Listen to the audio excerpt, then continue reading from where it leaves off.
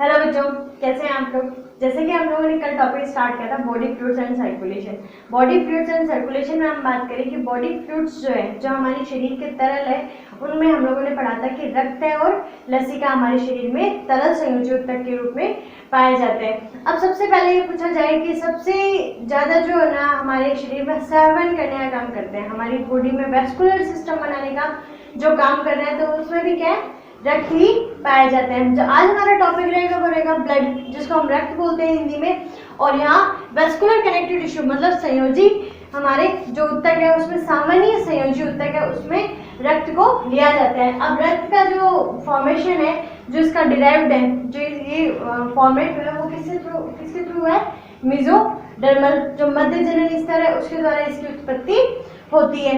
तो हम यहाँ बात करें, यहाँ पे आपको ऊपर वाली साइड में आपको ये फ्लो चार्ट की तरह दिखाई दे रहा होगा। ये फ्लो चार्ट नहीं है, ये सारे इसके कैरेक्टरिस्टिक्स हैं, जो इसके गुणधर्म है वो सारे पाए जा रहे हैं, जो मैंने यहाँ पे आपको एक लाइन में शो कर दिए।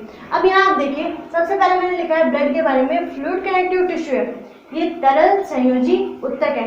अब कुछ बच्चों के कमेंट्स आ रहे हैं कि आप हिंदी में ज़्यादा लिखिए, तो हिंदी में क्या है, हिंदी में टर्मिनोलॉजी या हम लोग बोलेंगे फ्लो चार्ट है, वो थोड़ा सा मुश्किल हो जाता है क्योंकि वर्ड सारे हिंदी में हैं, तो कुछ इजी होते हैं, कुछ हार्ड होते हैं। तो मैं आपको साथ साथ में हिंदी बता रही हूँ, तो कोई प्रॉब्लम वाली बात नहीं है, आप हिंदी इसमें साथ में नोट कर सकते हैं, ठीक है।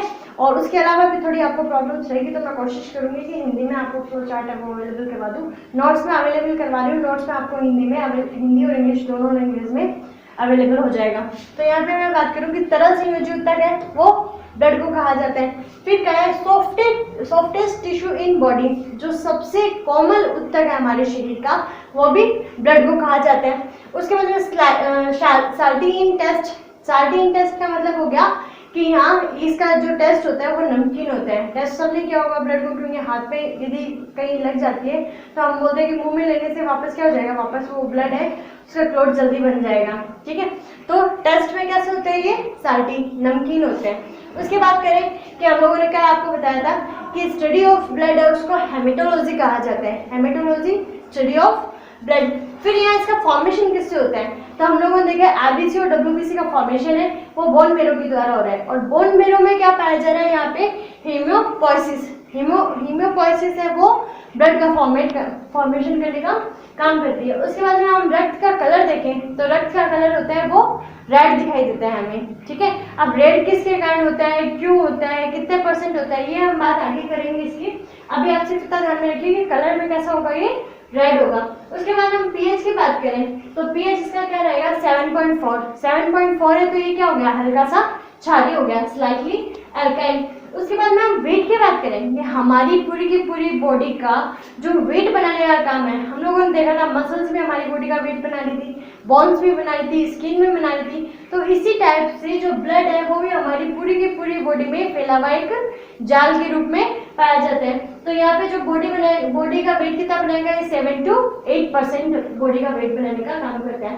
फिर बाई वॉल्यूम कितना आयतन पाया जाता है, तो आयतन की बात करें तो लड़कियों के अलावा लड़कों में आयतन है ये ज्यादा पाया जाता है। तो यहाँ पे मैंने लिखा है 5 से 6 litre in males and 4 to 5 litre in females. तो ये आपको थोड़ा सा ध्यान में रखने वाले यहाँ इसके गुणधर्म है वो आपको ध्यान में रखना है।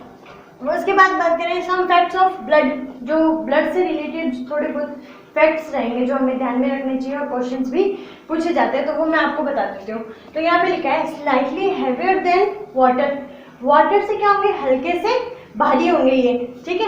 और यहाँ पे स्पेसिफिक ग्रेविटी दे रखी है इसकी 1.04 to 1.07, तो ये आपको सिर्फ ध्यान में रखना है। उसके बाद में वेस्कोसिटी आपने नाम सुना होगा, श्यानता जिसको बोलते हैं, जो गाढ़ापन होता है। तो हमें सीधा सा पता है कि वाटर से इसका गाढ़ापन क्या होगा, ज्यादा होगा, तो इसकी विस्कोसिटी, इसकी श्यानता है वो क्या होगी, मोर देन वाटर, वाटर से ज्यादा होगी। और कितने गुना ज्यादा होगी, 4.2 to 5.2 टाइम्स ज्यादा होगी, गुना ज्यादा होगी। फिर इसका जो मैट्रिक्स होता है, जो ब्लड का जो मैट्रिक्स है वो कैसा पाया जा रहा है, लिक्विड पाया जा रहा है, और इसमें किसी भी टाइप के फाइबर्स नहीं पाए जा रहे, ठीक है। ये बात ध्यान में रखने के लिए है कि इसका मैट्रिक्स लिक्विड होगा और इसमें किसी टाइप के फाइबर या तंतु है वो क्या होंगे, नहीं पाए जाएंगे। उसके बाद हम पीएच की बात करें यहाँ पे कि हम लोग धमनियां भी पढ़ेंगे और हम लोग शिराएं भी पढ़ेंगे। तो आर्टरीज का जो ब्लड का पीएच है वो वेन्स की तुलना में, मतलब शिराओं की तुलना में क्या पाया जा रहा है, ज्यादा पाया जा रहा है। तो ये आपको क्वेश्चन पूछा जाता है, ये आप ध्यान रखिएगा कि धमनियों का पीएच है वो शिराओं से ज्यादा पाया जाता है। क्यों पाया जाता है? क्योंकि धमनियों में H+ आयन की क्वांटिटी है वो ज्यादा होती है। तो आप ये रीजन भी लिख सकते हैं इसका। उसके बाद में यहाँ पे कोगुलेशन, यहाँ पे जो मैंने आपको कहा था कि स्कंदक की तरह जो काम करने वाला है, तो मैंने लीवर का टॉपिक पढ़ाया था उस टाइम, मैंने कहा था कि स्कंदन की तरह काम कौन कर रहा है यहाँ, हेपेरिन। ठीक है, तो हेपेरिन है वो क्या करता है, ब्लड वेसल्स में जब ब्लड बह रहा है तो उसको जमने से रोकता है। तो ये हेपेरिन है वो किसकी तरह कार्य करेगा, यहाँ पे प्रतिस्कंदक का कार्य करेगा। तो प्रतिस्कंदक पूछा जाए तो वो क्या होगा, हेपेरिन होगा। फिर हम बात करें page of blood is maintain by balanced of, यहाँ पे रेशियो है वो बैलेंस करना है। ठीक है, किस किस का रेशियो बैलेंस करना है, यहाँ पे सोडियम बाइकार्बोनेट और कार्बोनिक एसिड का, ये ध्यान में रखना। ये जो सोडियम बाइकार्बोनेट है और कार्बोनिक एसिड है, ठीक है, तो ये दोनों है, ये क्या है, बफर्स है। ये बफर्स क्या करेंगे, इसके पीएच को मेंटेन करने का काम करेंगे। पीएच मैंने बताया 7.4 है। अब 7.4 से यदि ज्यादा हो जाए, मतलब 7.8 हो जाए, और 7.4 से कम हो जाए, मतलब 6.8 हो जाए, तो दोनों ही कंडीशन क्या होगी, व्यक्ति के मृत्यु का कारण बन सकती है। तो मैंने यहाँ पे लिखा है, तो ये बफर्स क्या करेंगे, उसको मेंटेन करने का। इन दोनों का रेशियो मेंटेन रहेगा, तो यहाँ पे इसके ब्लड की पीएच है वो भी क्या रहेगी, मेंटेन रहेगी। तो आप थोड़ा सा इसका ध्यान में रखिएगा कि ये दोनों जो है ये इनके रेशियो से पीएच है वो मेंटेन होती है। फिर हम टेम्परेचर की बात करें तो 38 डिग्री सेल्सियस, और फ़ारेनहाइट की बात करें तो 100.4 फ़ारेनहाइट इसका क्या रहेगा, टेम्परेचर रहेगा।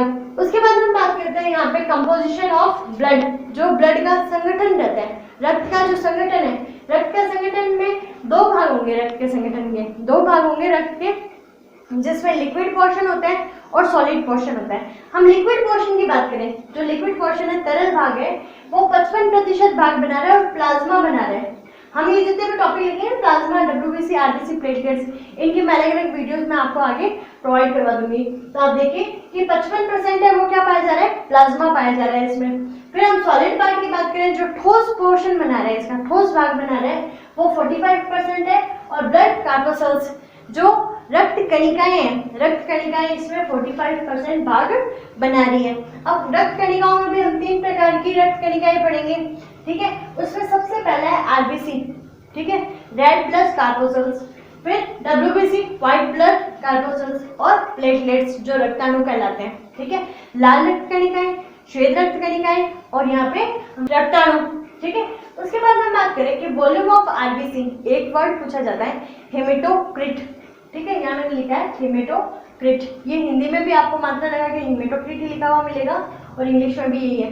हेमेटोक्रिट आयतन है वो क्या होता है, तो हेमेटोक्रिट आयतन है वो होगा आयतन of RBC, volume of RBC है वो क्या कहलाएगा, हेमेटोक्रिट वॉल्यूम कहलाएगा। ये आपको ध्यान में रखना है। और हम तीनों के तीनों रक्त कणिकाओं का वॉल्यूम एक साथ लेते हैं, एक साथ इसको जांचते हैं, तो उसको क्या कहेंगे, packed sale volume, packed sale volume कहेंगे इसको। अब पैक्ड सेल वॉल्यूम को एस्टिमेटेड करने का काम है वो वेंट्रेट ट्यूब के द्वारा किया जाता है, तो ये आप थोड़ा सा ध्यान में रखिएगा। उसके बाद हम बात करें कि जो ब्लड है वो फॉल्स कनेक्टिव टिश्यू है, मतलब ये सत्य कनेक्टिव टिश्यू नहीं बोला जा रहा। फॉल्स कनेक्टिव टिश्यू बोले जाने का इसका रीजन है वो क्या है कि cells of blood have no power of division, मतलब कि रक्त की जो कोशिकाएं हैं उसमें डिवीजन करने की पावर नहीं पाई जाती। तो आप ध्यान रखिएगा। Fibres are completely absent in blood, मैंने कहा था कि मैट्रिक्स लिक्विड है और इसमें किसी भी प्रकार के फाइबर्स है वो नहीं पाए जा रहे, तो वो आपको ध्यान में रखना है। फिर है कि matrix of blood is produced and synthesised, मतलब जो ब्लड का मैट्रिक्स है वो किसके द्वारा सिंथेसाइज्ड हो रहा है, किसके द्वारा बन रहा है, तो किसके द्वारा बन रहा है, लीवर और लिम्फेटॉइड ऑर्गन। ये किसी भी प्रकार के संयोजक के लक्षण नहीं होते, तो इसलिए इनको कहा जाता है कि ये फॉल्स कनेक्टिव टिश्यूज है। अब हम बात करेंगे रक्त के जो कार्य है, तो अब हम यहाँ बात करेंगे ब्लड के फंक्शंस की। अब ब्लड के जो फंक्शंस रहेंगे वो रहेंगे ट्रांसपोर्टेशन ऑफ O2, हम लोग जितनी भी रेस्पिरेटरी गैसेस पढ़ते हैं O2 और CO2, उन दोनों को ट्रांसपोर्ट करने का हमारी बॉडी में वो काम किसका है, ब्लड का ही है।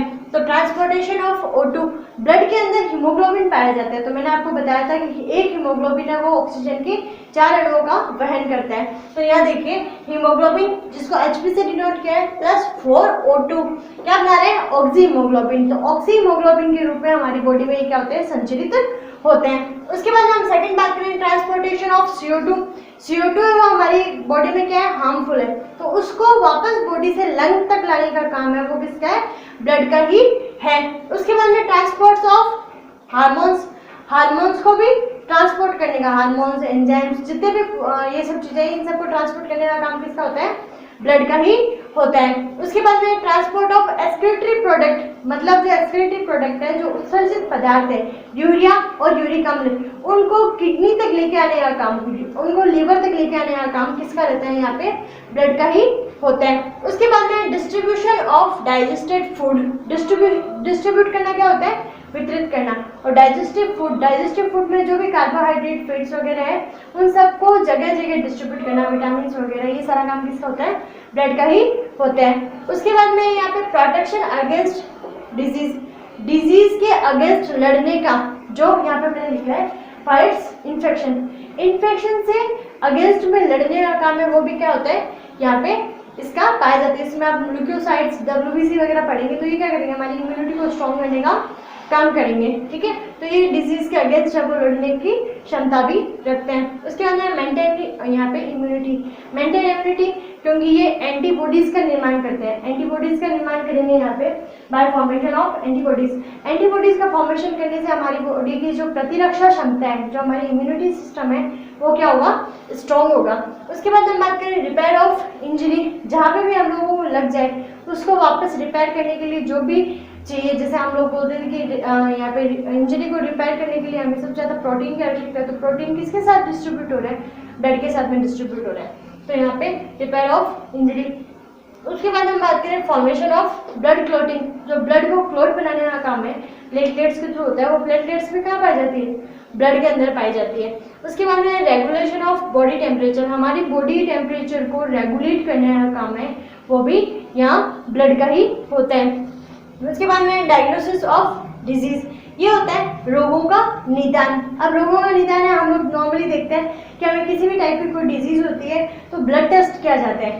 तो ब्लड टेस्ट है वो क्या कर रहा है, रोगों को पहचान करने के लिए और उसके निदान के लिए आवश्यक है। तो इस टाइप से ये सारे के सारे ये क्या है, ब्लड के फंक्शन है। अब हम जो नेक्स्ट वीडियो में पढ़ेंगे जो हम लोगों ने ब्लड के जितने भी पार्ट है, जैसे प्लाज्मा, RBC, WBC और प्लेटलेट्स है, उनके बारे में स्टडी। उसके अलावा हम लोग ब्लड ग्रुप देखेंगे और RH फैक्टर देखेंगे। ये हमारे आने वाले वीडियोस रहेंगे। तो कीप वॉचिंग, खुश रहिए, मुस्कुराते रहिए और घर पे सुरक्षित रहिए। Thank you.